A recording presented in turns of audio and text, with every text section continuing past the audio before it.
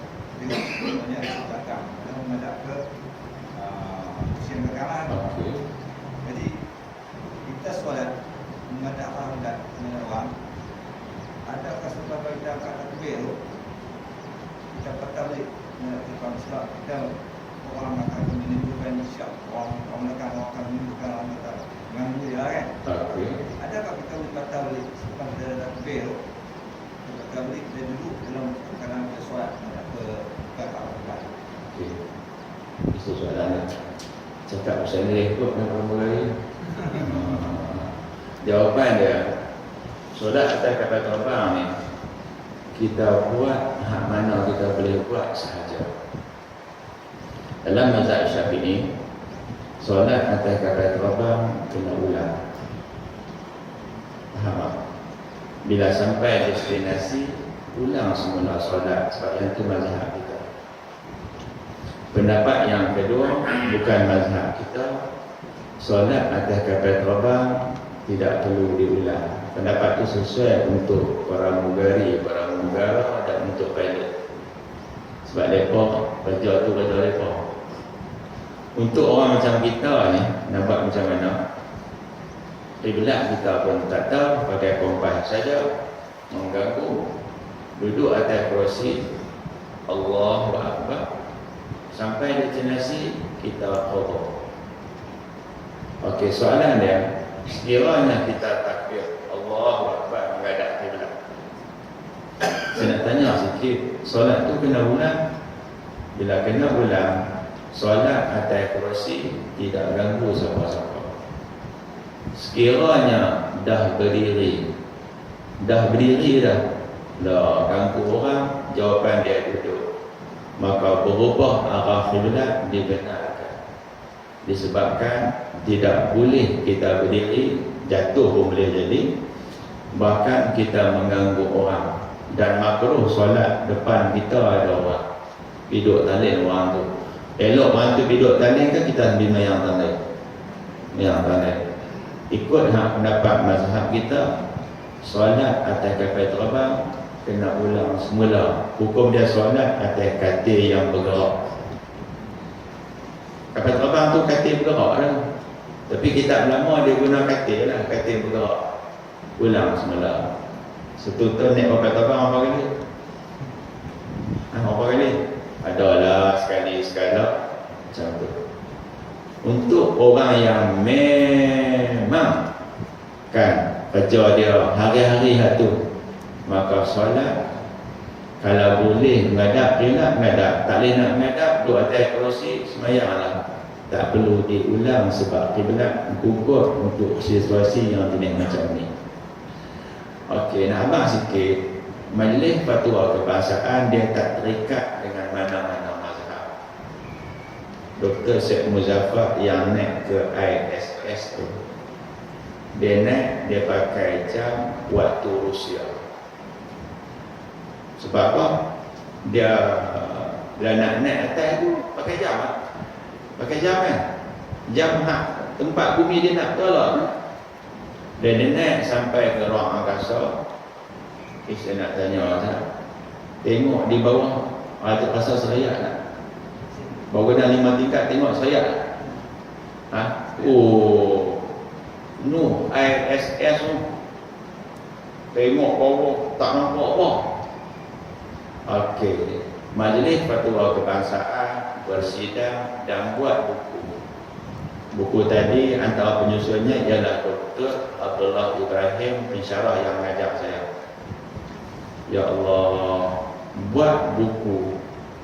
Orang ramai bersidang cari dalil.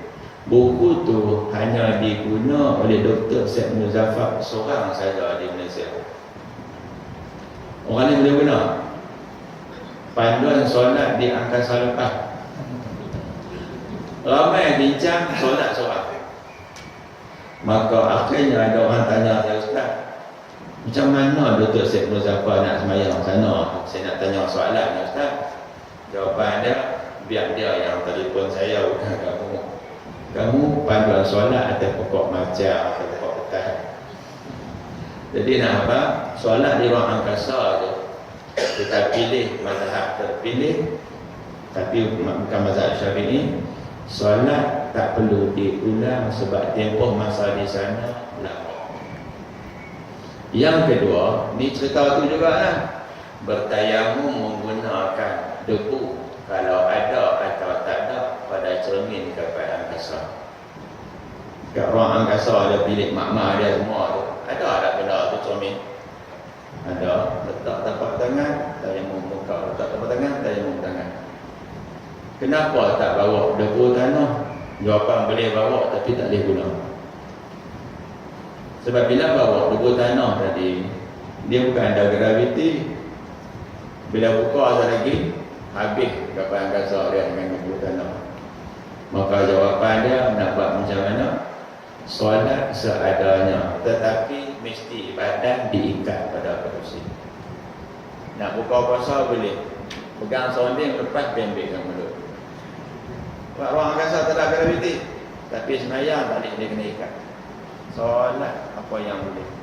Tayamum pun hanya tangan saja, sini tidak. Itu mazhab Hambali. Untuk hak panduan solat tadi macam tu keadaan dia. Boleh menghadap kiblat, menghadap. Lepas pada tu terpulang dia nak pergi ke mana tu. Faham tak? Dia nak gerak ke mana. Kalau sekiranya berbahaya, jaga pergerakan, jangan lebih sampai 2 kali jadi 3, dan duduk atas kerusi. Sampai di sana nanti ulang semula. Kalau tak sempat, tunggu sampai destinasi kita. Ada lagi ke soalan? Okey. Okey. Imam sujud sekali, kita makmum kan? Dia sujud sekali, dia niat 2 kali. Bagi kita dia niat 2 kali lah, kita tak tahu. Dia sujud sekali, dia angkat kepala, dia tak sujud dah. Jawapan dia, makmum tidak boleh sujud lagi sekali. Sujud lagi sekali, batal solat makmum. Nak sujud juga lagi sekali, buat macam mana? Tunggu imam salam kanan, salam kiri, kita tidak ada imam, sujudlah lagi sekali. Yang terbaik adalah sujud sahwi sekali saja ikut imam, tanpa perlu kita niat mufaraqah.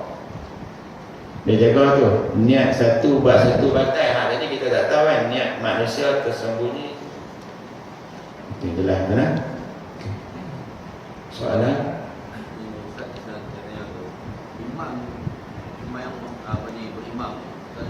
Imam tu batal jadi sebagai imam. Okay. Apa betul nak ambil niat sebagai imam? Okey, terima kasih. Jawapannya ada 2 cara.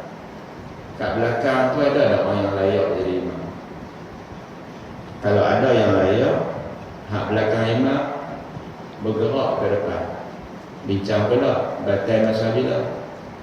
Kalau batal masa sujud, batal masa rukuk, batal masa tasyahud, teruskan solat macam biasa. Bila berdiri, berjalan ke depan, Jalan inilah. Angkat kaki letak bagi sama tu selangkah. Kalau angkat kaki letak bagi lebih, itu 2 langkah. Jangan jadi 3 langkah ke depan. Sekiranya ada orang boleh ganti. Sekiranya pengganti tak ada. Tak pengganti tak ada. Tak ada pengganti. Jawapannya macam mana? Imam yang batal tinggalkan solat, pergi tempat yang semaya, ambil wudu dan datang semula. Tadi batal tamat. Tasyahud awal. Okey. Allahu akbar. Terus duduk tasyahud awal. Tinggal rokok, tidak semua tinggal. Dan akhirnya akan berlaku imam rakaat yang kedua, makmum rakaat yang keempat ni. Dia akan berlaku macam tu. Kemudian lepas habis tasyahud awal, imam dia akan bangun tambah lagi 2. Makmum kat belakang tunggu sah. Sampai akhirnya makmum sama dengan imam. Sama. Imam bagi salam, makmum bagi salam. Pelik tak? Nampak macam imam sembahyang 6 rakaat, tapi imam sembahyang 4 saja. Ini namanya imam masbuk. Kita duduk ngaji makmum ni imam masbuk. Pelik. Biasanya kalau batas tak betul balik. Biasanya macam tu lah, tu standard orang Melayu kita. Dah lagi ke soalan? Tentang nak muncul balik tadi. Jadi benda tu Ustaz dengan kita berimam je lah. Okey. Jadi bila imam tak berlaju, makmum tak cepat ikut. Okey. Apa tindakan? Jawapan dia dalam solat tu, dalam solat tu juga, bukan solat lain. Dalam solat lain satu nanti jadi imam lah. Solat yang tak pasal tolak imam baru. Okey, sekiranya dalam solat tu juga macam mana? Kita baca kadut-kadut lah. Rakaat pertama kita tak usah duk baca iftitah, baca Fatihah. Jadi sempatlah baca Fatihah. Rakaat yang ketiga dengan keempat kacau tak? Okey, soalan. Kita punya masa yang cukup tak untuk baca Fatihah? Sekiranya masa nak baca itu mencukupi, baca tak kalut, maka hukumnya muafiq. Kalau kita kena pedrah baru sempat, hukum dia masbuk.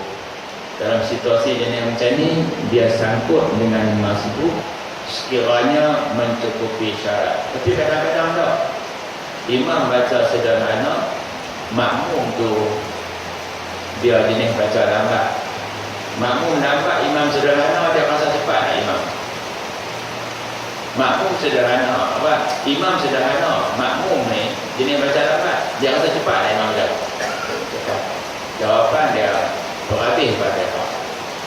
Situasi yang berlaku ni contohlah, orang Arab jadi imam, dia baca Fatihah macam kita baca Qul Huwallahu Ahad, cepat. Jawapan dia, imam merokok, kita jangan rokok, habis juga Fatihah. Jadi situasi tanya tadi itu kena confirm dulu, kita masbuk ke kita muafiq. Kalau muafiq, habis Fatihah. Kalau masbuk, Fatihah kita imam tangguh. Makruh imam tadi baca derah sangat.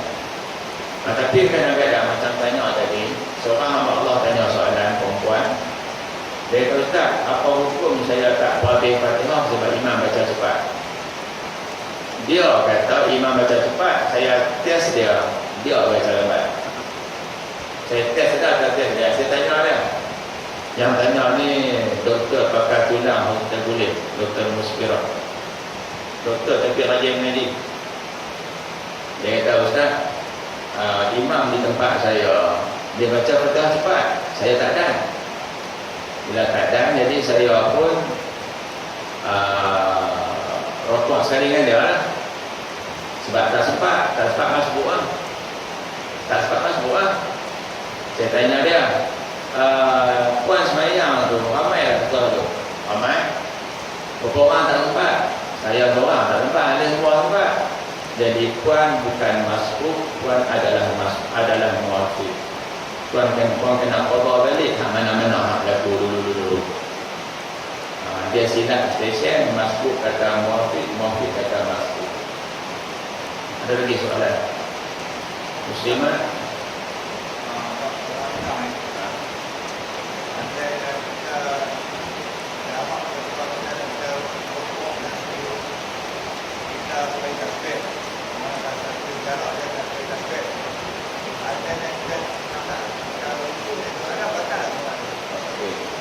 Bila kita nak rokok atau sujud, dia ada syarat dia. Sujud rokok ni dia ada minimum, dia ada 6 syarat. Bila kita rokok, belakang dia sama. Satu, kalau sujud, punggung kena tinggi. Itu syarat. Syarat ni macam kunci. Macam kunci. Kunci dia ada gigi kan. Bila kita rokok syarat tak cukup, makna kunci gigi dia kurang satu. Antara syarat dia ialah tumaninah. Bila kita turun sujud, tidak berlaku sepadat tumaninah. Mana boleh baca subhanallah sekali, hak tu pun tak sempat. Tumaninah tak berlaku. Tumaninah dalam solat ada 4 tempat. Bila ada 4 tempat, tinggal tumaninah, solat batal. Bukan tu saja.